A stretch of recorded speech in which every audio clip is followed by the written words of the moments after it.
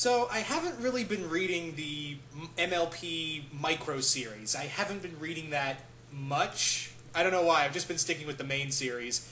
But because it's just standalone stories, and the main six are cool. The main six stories I've read, I just didn't do reviews on because they were just good. They were good stories. But this one in particular, I wanted to read. I was most anxious to read because I really like stories that are centered around Celestia, because she's pretty much the Zordon of the series, but she's one of the most mysterious characters of the show because of how old she is, and this kind of plays into that. First off, I love the covers. This is a very cool cover right here. Too bad this comic itself is less epic than it is, but it's good nonetheless. I don't think I'll be going back and reviewing the rest of the Micro-Series, because it's just fun little one-shot stories, and I just wanted to do this one in particular because I like the story behind it. It's nothing. There are some epic moments to it, but it's more or less at its core, it's a story about respecting your elders. So the story is we don't know what timeline this is because they don't mention Twilight at all. So you have to assume that this is either before she met Twilight or after Twilight's gone. And it's pretty much Princess Celestia meeting all these greeting all these new students, and she has teachers, and I love the teachers in here, like what's her name, Ginger Snap, and Giddy Lee, but the one character it focused on the most is this unicorn named Inkwell, who is very old, and you first see Inkwell telling one of her stories to these trio of ponies that are pretty much Huey, Dewey, and Louie in pony form. That's who they are. That's a cool little reference.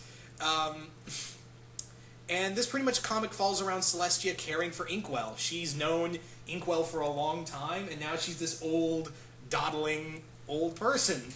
You know, she's kind of old and she's forgetful, and she also makes a total mess of things at the coronation dinner or something like that. She brings all the food to life, and then she brings a Maltese rabbit to life to eat the living food, and it makes a mess of things, and all the students leave, and not all the students, the parents of the students leave, and they're demanding Inkwell's retirement, or they're going to take their students out. Then we follow Celestia into a flashback she had of when she first met Inkwell, and it was during the event of a siege. There was an actual siege on Canterlot by a horde of demons. Actual frickin' demons attacked Canterlot. And it's Celestia and her soul. Celestia is alone fighting off these creatures. And I'm assuming this is the time period when Luna was gone. So that's what I inferred, is that this is the time period when Luna was no longer around. And Celestia's fighting for her life. And this is where Inkwell and a few other ponies come in. Also, we get our next reference. It took me a double take to do this, but there's actually a pony version. You have to look really hard, but there's a pony version of Sailor Uranus and Neptune from Sailor Moon in there. No shit. I mean, seriously, Sailor Uranus and Neptune are in their pony, or is a pony version of them in there. I thought that was cool. So the story continues is that we find out that Inkwell was a writer as well as an adventurer in her younger years, and she also lost her eye, the use of one of her eyes during the battle after they drove off the demons. And Celestia comes to her and tells her, I want you to be a teacher at my new school because this was basically the formation of the school, is to train other magic users to, combat the threats that Celestia sometimes can't handle. So I thought that was a really cool story, and it continues on. It has a really heartwarming story of Celestia going back and telling all these students, former students that are now parents, like, yeah, she took care of you too, Why are you so anxious to get rid of her after all she's done for you? And it's not, she doesn't do it harshly. She does it in the most kindest manner, Celestia being Celestia. And eventually, long story short, Inkwell is allowed to stay as one of the head teachers of the academy.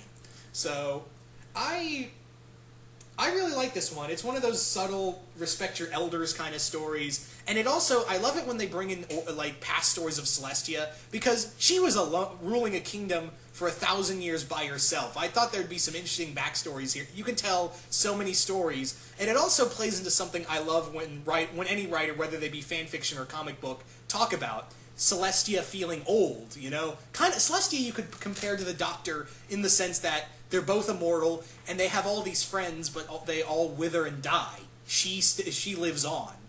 And that's kind of what she's become. She's very old. She's very, but she doesn't show it. And you see it's subtly put in here that it's taxing on her. It's not like outright, oh, I'm so old and stuff like that. But it's a very cute. It's a very nice comic book. I don't think I'll be picking this up or reading this the rest of the series or doing reviews on the others. However, when they get to the Luna issue, if they do a Luna issue, I'll be more than happy to read and review that one because Luna, holla!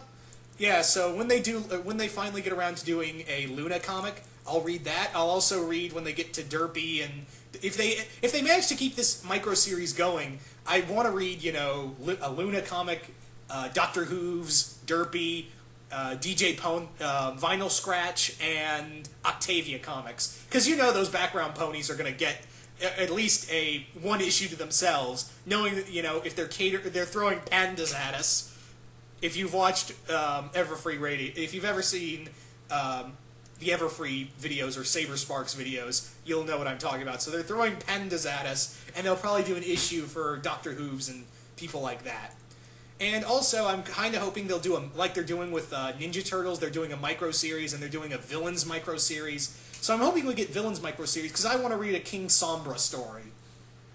Yeah, I really do. I mean, also with Discord and the other villains, but... Oh, also, can we get for them a Trixie micro-series issue? Please? Alright, guys. Hope you guys enjoyed this review, and I'm out of here.